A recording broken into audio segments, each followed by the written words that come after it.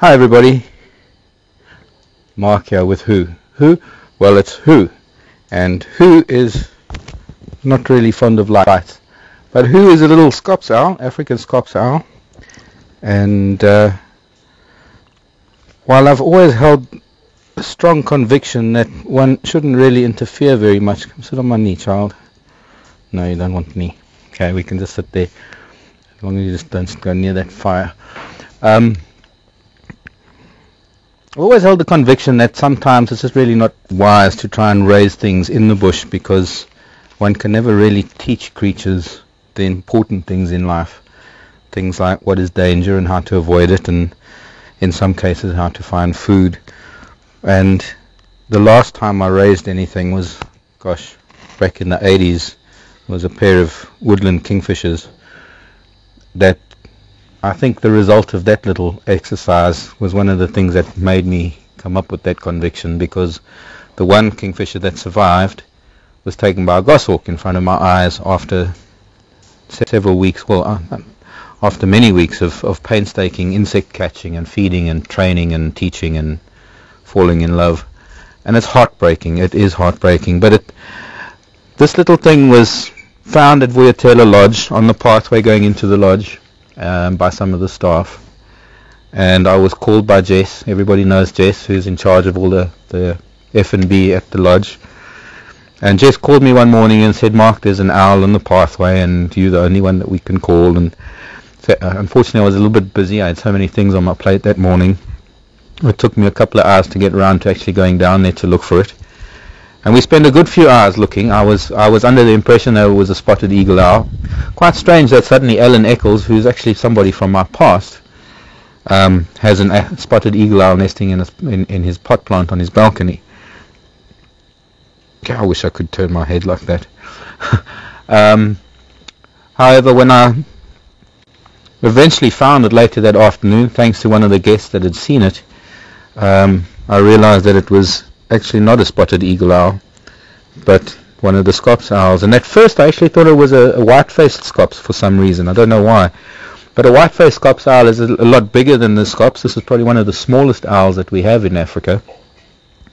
The other small owl being the pearl-spotted owl. And predominantly a nocturnal species. This little child's actually getting hungry and getting a little bit restless because I purposefully haven't fed him yet, or her, because it has a habit of going straight to sleep as soon as it gets some food in it. And, well, the insects aren't as numerous tonight as they were last night. It's quite a job trying to find insects for this little child.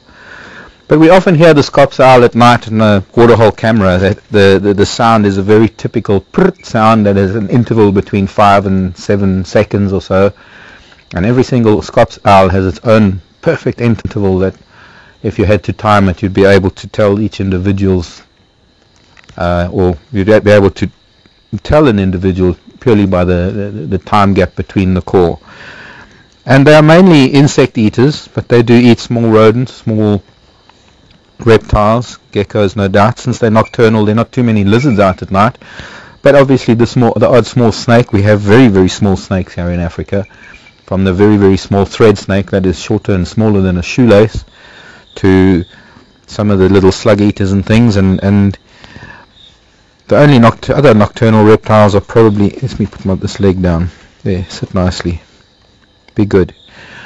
So it's quite a varied diet, and of course being quite a varied diet of nocturnal little creatures, it's been a bit of a mission trying to catch things for this little one.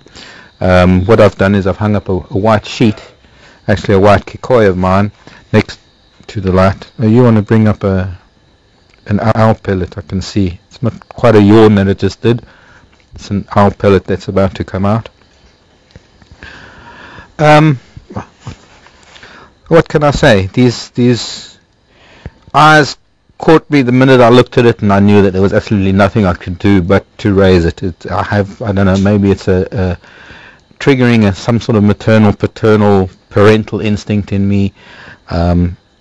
Quite often I'd rather not see something that's been abandoned, because I go into this mode and I know that it can only lead to sadness and disaster, and that sometimes nature sadly has to take its course.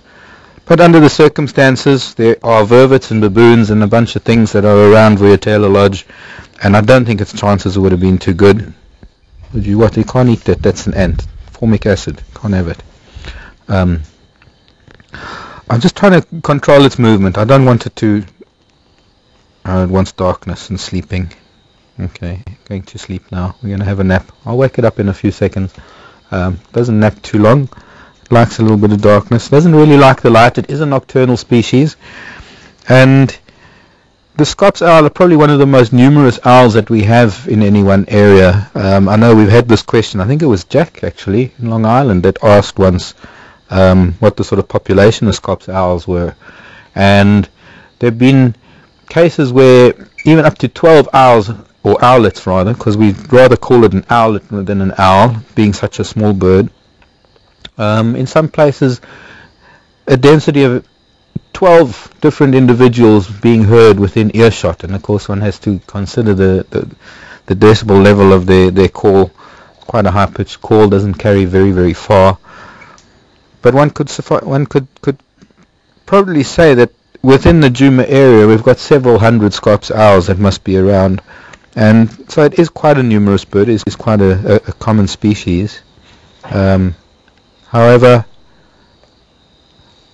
triggering this sort of paternal or parental instinct in me, I couldn't leave it be, and it has now ended up in my care, and I'm prepared for the heartache should anything happen. I know that it might happen.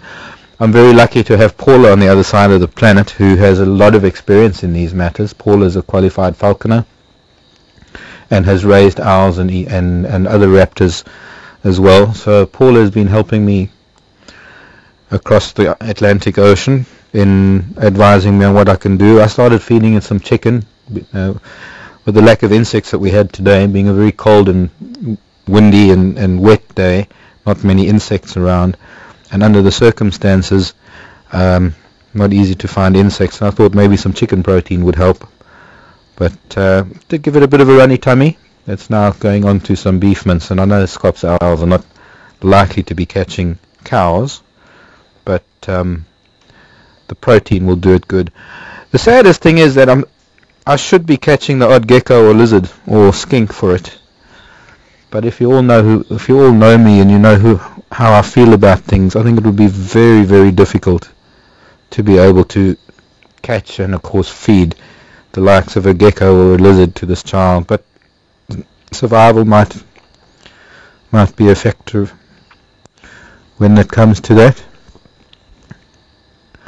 Touch, very important. Grooming and allo grooming amongst the family within a nest. Of course, these owls nest in little holes in trees, and this little one must have somehow fallen out. Judging by its behavior, I've built it a little nest of its own in a box and put some nesting material in it.